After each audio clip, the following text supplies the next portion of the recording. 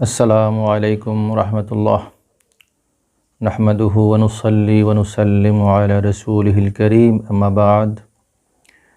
সম্মানিত ভিউয়ার্স, আজকে আমরা আলোচনা করব একটি গুরুত্বপূর্ণ মাসালা নিয়ে। মাসালাটা হচ্ছে তারাবির নামাজ যখন আমরা খতমে তারাবি পড়ি, অর্থাৎ সূরা ফাতিহা থেকে নাস পর্যন্ত যখন কোরআনের সূরা আয়াত দিয়ে তারাবির নামাজ আদায় করি, তখন প্রতি সূরার শুরুতে যে বিসমিল্লাহির রহমানির রহিম লেখা আছে, এটা আমরা উচ্চস্বরে পড়ব না নিম্নস্বরে, অর্থাৎ আস্তে পড়ব না জোরে।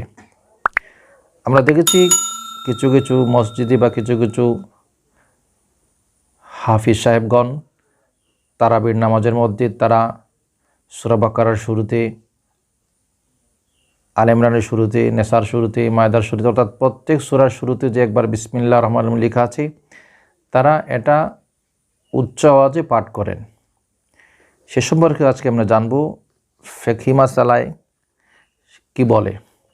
এ বিষয়ে আলোচনা করেছেন বাহরে শরীয়ত কিতাবের 4th খণ্ড 37 পৃষ্ঠার মধ্যেই তিনি লিখছেন যে একবার बिस्मिल्लाह शरीफ जहर से पढ़ना सुन्नत है और हर सूरत की इब्तिदा में आहिस्ता पढ़ना मुस्ताहब है, और जो आजकल बाज़ जो हाल ने निकाला है कि 114 बार बिस्मिल्लाह जहर से पढ़ी जाए वरना ख़त्म ना होगा, मजहब हनाफी में बेअसल है।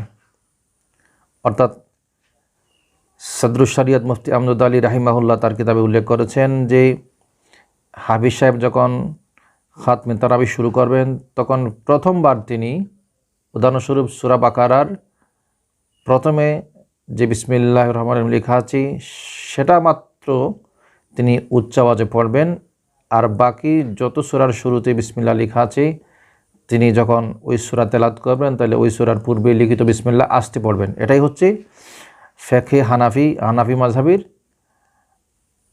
সমাধান বা মাসআলা। কিন্তু অনেক সময় অনেক হাফিজ সাহেবগণ সে বিষয়ে খেয়াল না করেই, আমরা দেখেছি বা আপনারাও দেখেছেন যে খতমে তারাবির মধ্যে তারা বিভিন্ন সূরার শুরুতে যে বিসমিল্লাহ লেখা আছে তারা সেটা উচ্চ আওয়াজে পড়েন।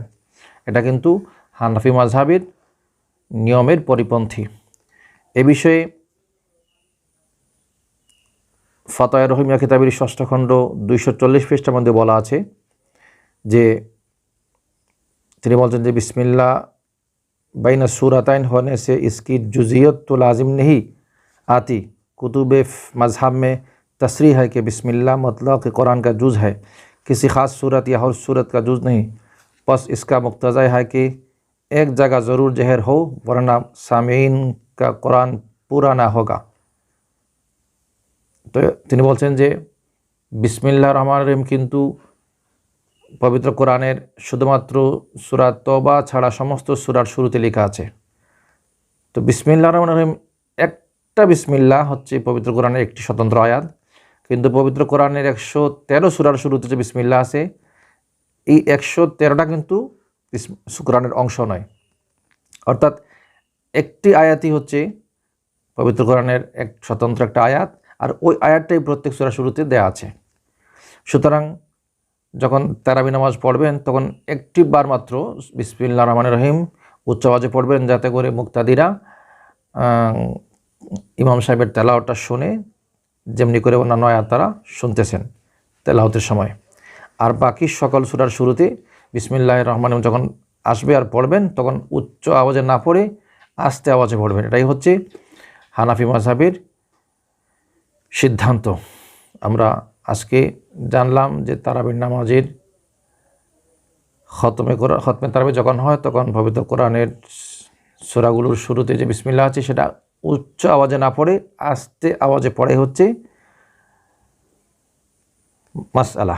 আমরা যেন এর ব্যতিক্রম না করি। সবাই ভালো থাকুন, সুস্থ থাকুন। আসসালামু আলাইকুম ওয়া রাহমাতুল্লাহ।